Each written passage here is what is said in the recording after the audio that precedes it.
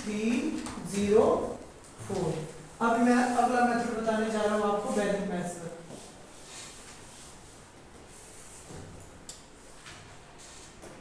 वैदिक मैथ्स वाला मेथड क्या बोलता है, देखो वैदिक मैथ्स बोलता है कि जो भी नंबर दिया हो आपके पास, ये जो ट्रिक मैं सिखाने जा रहा हूं आप लोगों को, वो लगभग 5 डिजिट के नंबर तक एप्लीकेबल है। मतलब उसके बाद भी हम कर सकते, अगर ओरल करना हो ना आपने, तो ये 5 डिजिट तक एप्लीकेबल रहती है। उसके बाद थोड़ा प्रॉब्लम हो जाता है हम लोगों को, क्योंकि हम लोगों को इसके आगे के स्क्वायर लर्न नहीं होते। अगर आपको स्क्वायर लर्न है तो जितना बड़ा नंबर आप कर सकते हैं, ठीक है।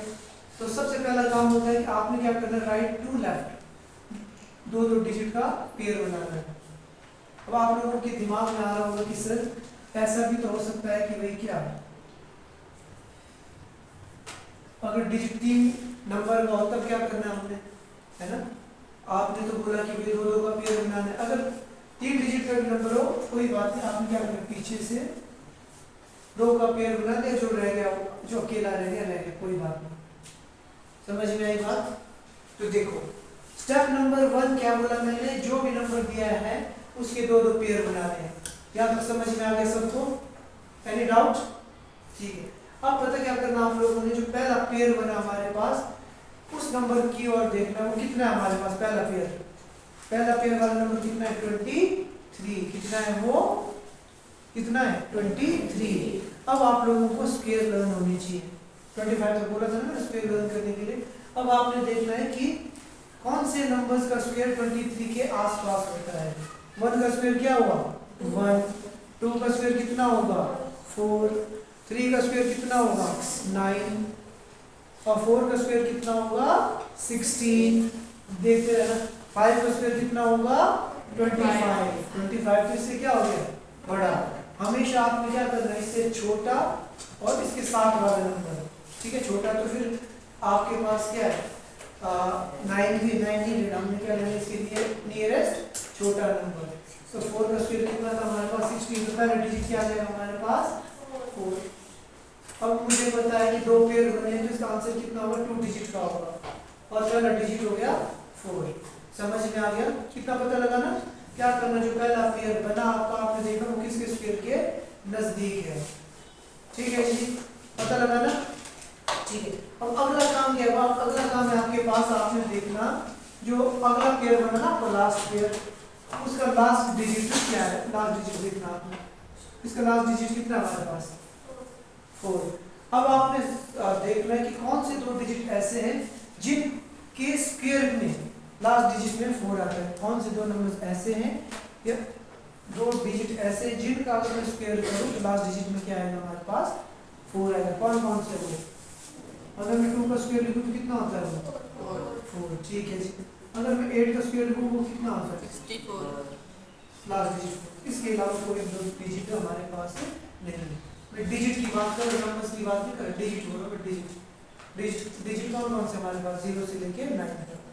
इतना समझ में आया। तो इसका मतलब अब मुझे पता लगे इसका आंसर या तो 42 है या 48 है, इन दोनों में से एक आंसर इसका हो, ठीक है। अब मैंने क्रॉस चेक करना है 42 होगा कि 48 होगा, ठीक है जी। अब इसके लिए क्या करना है, ध्यान से सुनो।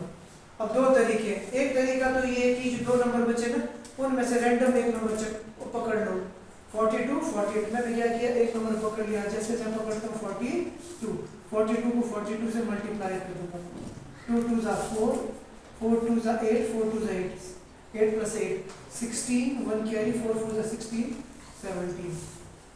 14 का स्क्वायर तो कितना था 17, 64। इसका मतलब आंसर क्या हो जाएगा 48। एक तरीका तो ये है हमारे पास, ठीक है। अब दूसरा मेथड क्या बोलता है, वैदिक गणित बोलता है कि भाई जो भी आपका पहला डिजिट आया उसमें एक अधिक कर दो, मतलब 1 ऐड कर दो। 4 में 1 ऐड करो तो कितना आएगा 5। अब आपने पता क्या करना, 4 और 5 को आपस में मल्टीप्लाई कर देना। समझ में आया, जो यहाँ पे डिजिट है उसको और इसमें एक ऐड करने के बाद जो नंबर आया उसको आपस में ऐड करो, और फिर देखो आंसर कितना आता है 5 4 जा 20। अब आपने देखना है कि जो मेरा पुराना नंबर कौन सा था पहले पेयर का 23।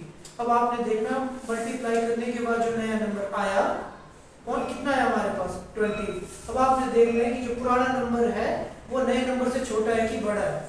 23 less than 20 greater than 20, greater than, इसका मतलब आंसर क्या होगा 2 की 8 बड़ा कौन होगा 8, आंसर इज 48। इस तरीके से समझ में आया। एक और एग्जांपल लेते हैं, कितना था 40 एक था 44 89, आई थिंक यही है ना। अगेन इसमें भी क्या करोगे ध्यान से देखो, हम क्या करेंगे 2 2 का पेयर बनाएंगे, बना दिया 2 का पेयर। अब हमें देखना है कि किसका स्क्वायर 44 के आसपास होता है। देखो 6 6 जा 36, 7 7 जा 49, बड़ा हो गया ना 7 का, इसका मतलब पहला डिजिट क्या आ गया हमारे पास 6, ठीक है जी। अब हमने क्या करना है लास्ट डिजिट देखना है, लास्ट डिजिट कितना हमारे पास 9। अब हम लोगों ने देखना है कि कौन से 2 डिजिट ऐसे हैं जिनके स्क्वायर में 9 आता है। 3 3 जा 9 या 7 7 जा 49, इट मींस इसका आंसर या तो 63 होगा या 67 होगा, ठीक है। अब आपने क्या करना है, जो यहाँ पे नंबर है उसमें एक ऐड कर दो तो कितना हो गया 7। अब 7 और 6 को आपस में मल्टीप्लाई करो, तो मल्टीप्लाई करने के बाद नंबर है कितना है 42। अब आपने देखना है जो हमारा पुराना नंबर था नए वाले नंबर से छोटा है कि बड़ा है, बड़ा है। इसका मतलब 3 बड़ा कि 7 बड़ा, 7, तो राइट आंसर इज 67। इस तरीके से इजी है ना वैदिक मैथ्स। वैदिक मैथ्स का यूज आप किस लिए कर सकते हो, अगर एमसीक्यूज में क्वेश्चन आता है तब तो कर सकते हो, या अपने आंसर को क्रॉस चेक करने के लिए कर सकते हो। बिकॉज यहाँ से 3 या 4 मार्क्स का क्वेश्चन आता है ये, तो उसको हम डायरेक्टली कर सकते हैं, ठीक है।